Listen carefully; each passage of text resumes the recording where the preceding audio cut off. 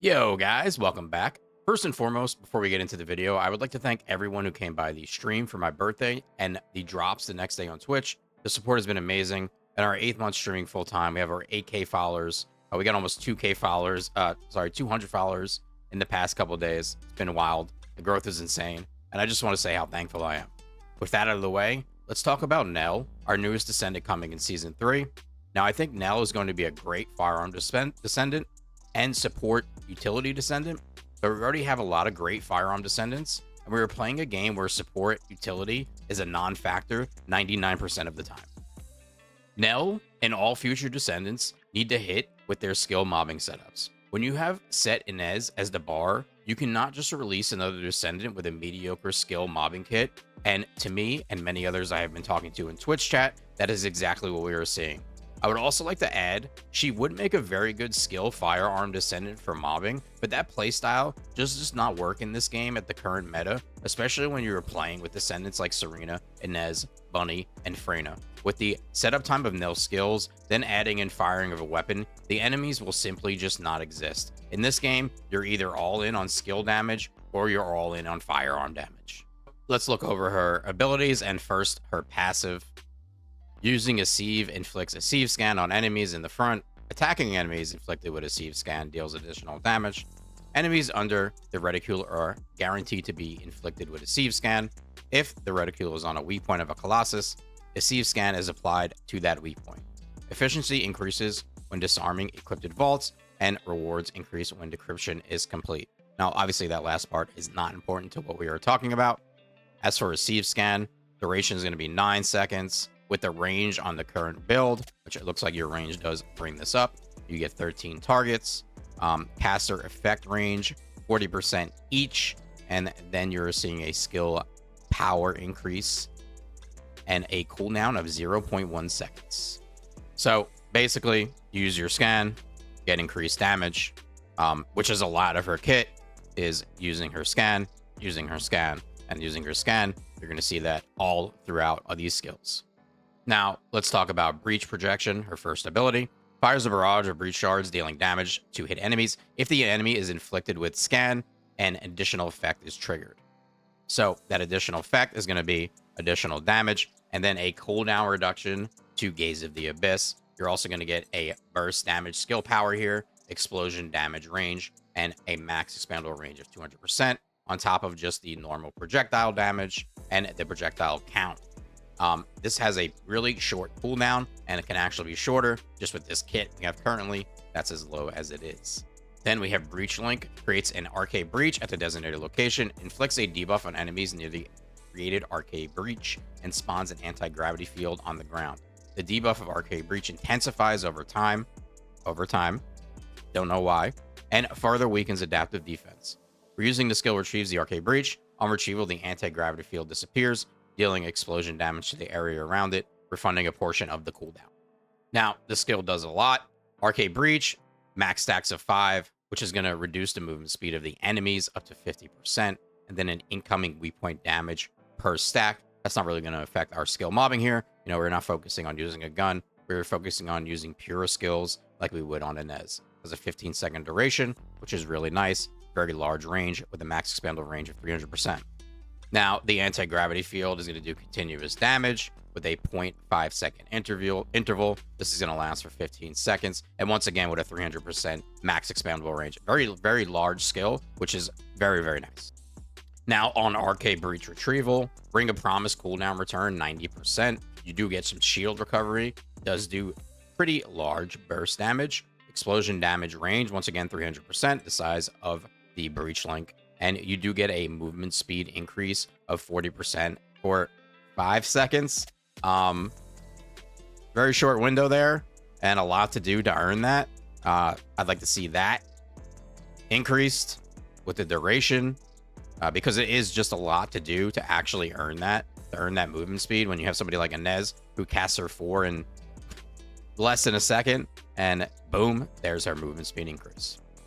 Now we have Gravitic Reversal. This is going to detonate your Arcade Breach, your second ability, causing a Gravitic Reversal. This pulls all enemies near the Arcade Breach and deals explosion damage. This is a very nice skill. I would love to see TOW added to this. We'll be talking about that after. The cooldown, very short. MP cost is not bad. The radius, once again, is 300%, the same size as the second ability. Now, for her fourth ability, Gaze of the Abyss, grants Gaze of the Abyss, all firearm attacks from Nell. Target weak points, increasing the weak point damage of herself and nearby allies. While Gaze of the Abyss is active, hitting a target inflicted with Scan with a Breach Shard increases duration of Gaze of the Abyss, and her 1 and 4 do work in tandem. And, you know, this is going to be a very, very good setup for firearms. But once again, we were talking about using skill mobbing, because that is the fun part of the game. Skill mobbing and being very fluid with your skill mobbing is what we want to see with every Descendant going forward. So they do have her set up for us, but there's some changes I made when I was playing her, which I took out HP Collector and just threw in MP Collector, and then I took out Increased Shield for HP Amplification. Not a big deal, just something that I prefer. We also removed Maximize Range to go with Amplification Control. We will make up the rest of that range in her arcade tuning. And then I also took out Shot Focus and just put in Tech Amplification. Those are the changes I made. This will not be what her build looks like, I can tell you that much. But for what we were given, that is what I'm going with. So I mentioned the arcade tuning, and we're going to completely rework this because I do not want to use a firearm. I want to use Nell as a skill Descendant. So we're going to get our skill power. We're going to take our skill cost. We're going to grab more skill power. There's the range that we left, and we'll be taking enhanced skill power here. Work our way up to the cooldown node, and then we'll grab the rest of the skill power here. Now, unfortunately, they did not supply us with any more mutant cells, so we cannot put anything there. That would have been very nice. So here, I'll just take some health so I don't get dropped. There's a lot of enemies, and then just some MP recovery modifier. So let's have a look at the reactor they gave us. It is non-attribute fusion. It is mounted, which is fine. I would probably want to go tech for this setup that I'm doing here, but not a big deal. It's not really going to change anything too much. Honestly, her damage is okay. I would like to see it a little better, and that probably could be from min-maxing this build, but we have a cooldown on this, and to me, that's going to be very, very important for the way we're going to be running this. And the range, give or take here, probably go with some tech damage instead.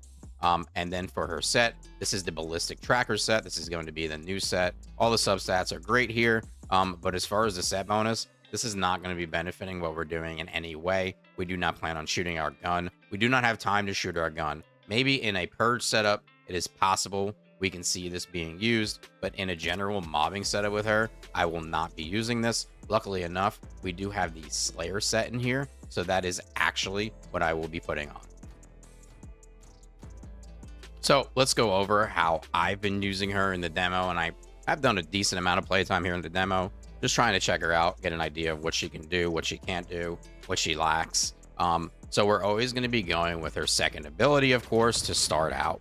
Then we will be using her third ability, which is going to be sucking the enemies in. This is where I bang my scan because they're all going to be directly in front of me. And then I finish them up with my first ability.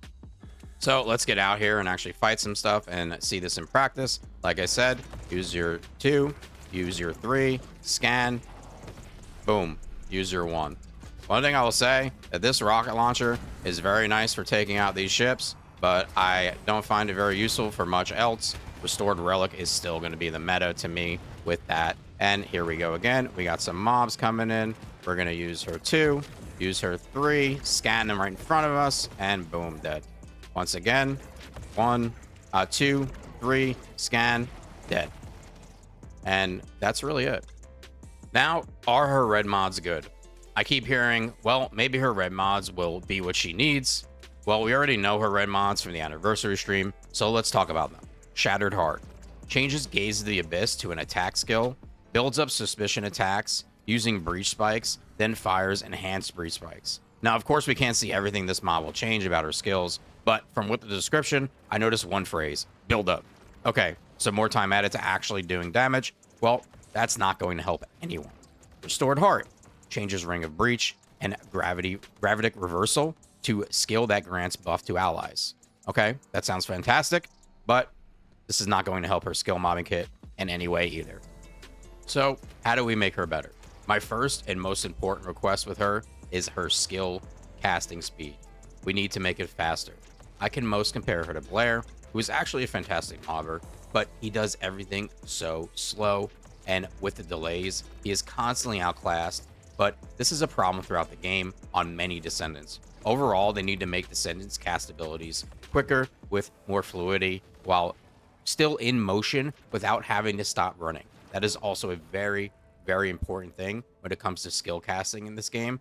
Inez still in very high motion when she is casting her skills.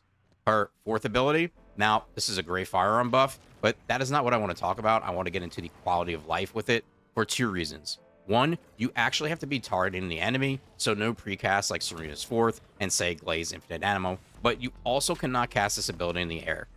Why? I do not know. For the sake of nice looking animations, possibly. Please make the character more fluid. Do not worry so much about how the animations look. The animations are great, they look wonderful, but that does not help me play the character better. Now, for her third ability, please, can we add TOW to this? Not much more I could say than that.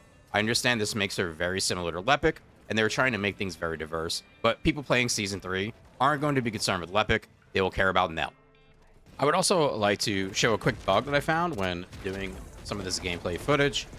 So I went to go cast her second ability, and I somehow ended up with it stuck in my hand. I'm not sure if this has happened to anyone else. It's not really major. I'm not sure, of course, how much it's happening, but I just do want to bring it and show it up, and hopefully this gets to the right place and this will be fixed, because I ended up with her ability basically stuck in my hand, unable to do anything, and had to quit out of the game. So could be a major, bug that's going to annoy people. So I just wanted to bring that up, and hopefully it gets to the right place so it can be addressed.